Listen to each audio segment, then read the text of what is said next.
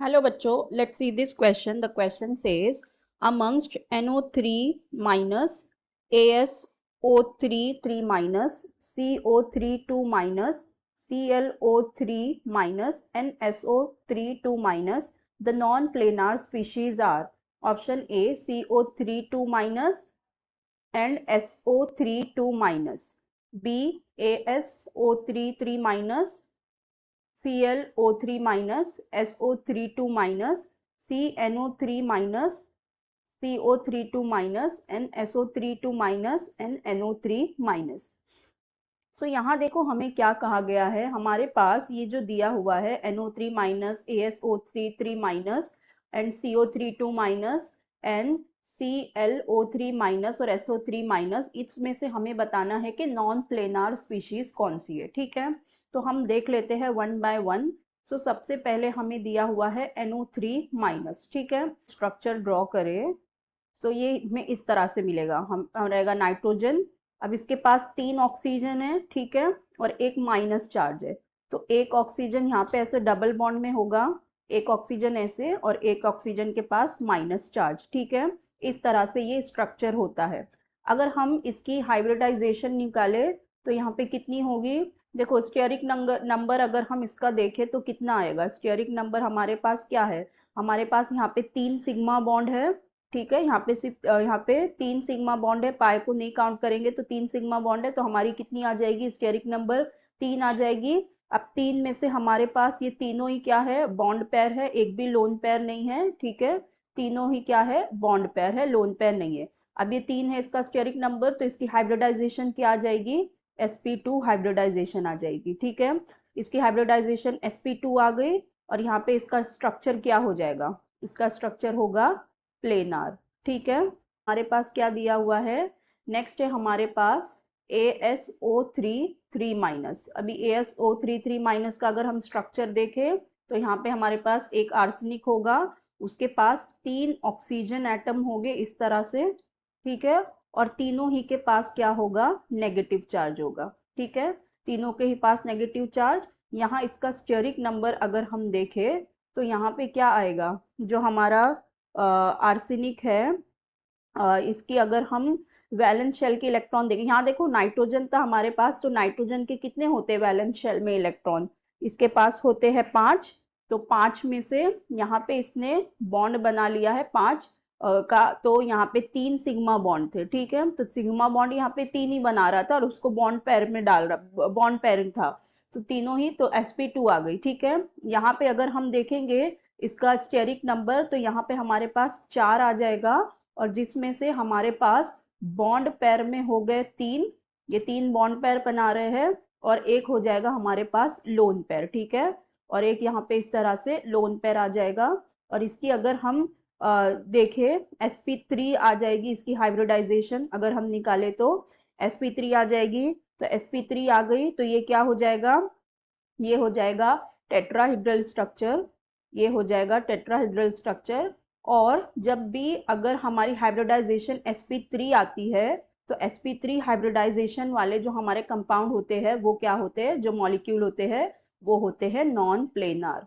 तो यहाँ पे ये मॉलिक्यूल हमारा क्या हो जाएगा, नॉन प्लेनार हो जाएगा। फिर नेक्स्ट हमारे पास है CO32 माइनस।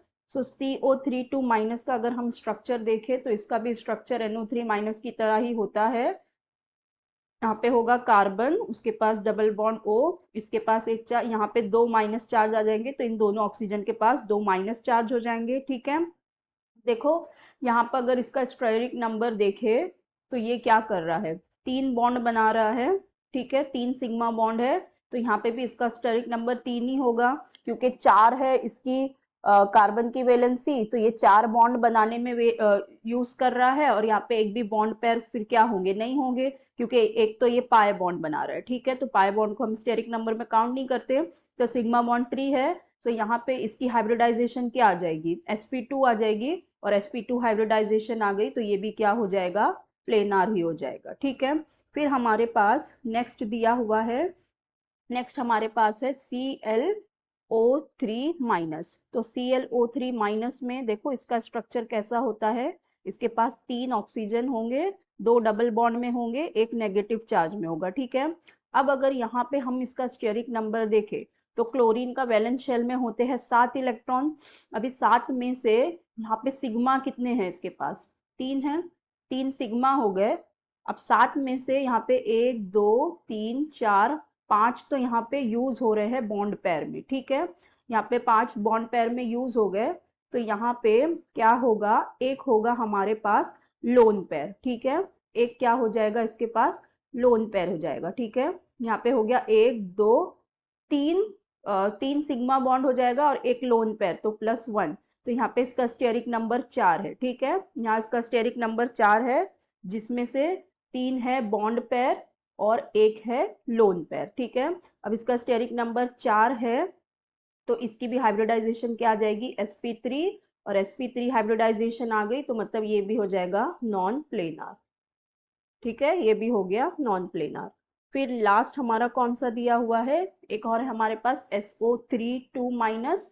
SO3 2- को अगर हम देखें तो यहाँ पे है हमारे पास सल्फर सेंट्रल एटम है, इस तरह से होगा, इसके पास एक ऑक्सीजन यहाँ और होंगे 2 ऑक्सीजन जिसपे माइनस चार्ज होगा, माइनस चार्ज होगा। अब हमारा सल्फर जो है, इसका अगर हम वैलेंस शेल के इलेक्ट्रॉन देखें तो इसके कितने होंगे, सल्फर के होंगे 6।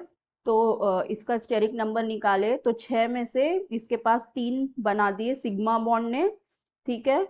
अब यहाँ पे 3 के सिग्मा बॉन्ड बन गए, अगर हम टोटल बॉन्ड देखें तो 4 बन रहे, तो अब 4 हुए हैं, तो 6 में से एक 2 अभी भी बचे हैं, तो वो क्या हो जाएंगे, वो लोन पेयर बना लेंगे।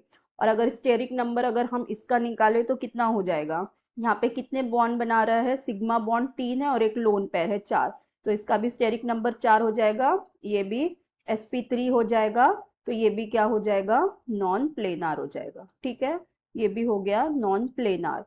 तो हमें बताना था कि amongst the non planar species, ठीक है। तो नॉन प्लेनार कौन कौन से है, एक है SO3 3- और है ClO3- और है SO3 2-, ठीक है। तो हमारा ऑप्शन देखते हैं, यहाँ पे CO3 तो प्लेनार है, यहाँ पे है SO3-, यस ये नॉन प्लेनार है, ClO3- ये भी नॉन प्लेनार है, और SO3 2- ये भी नॉन प्लेनार है। तो हमारा करेक्ट ऑप्शन हो जाएगा option B.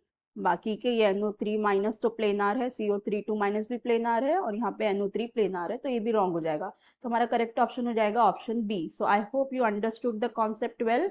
Best of luck, thank you.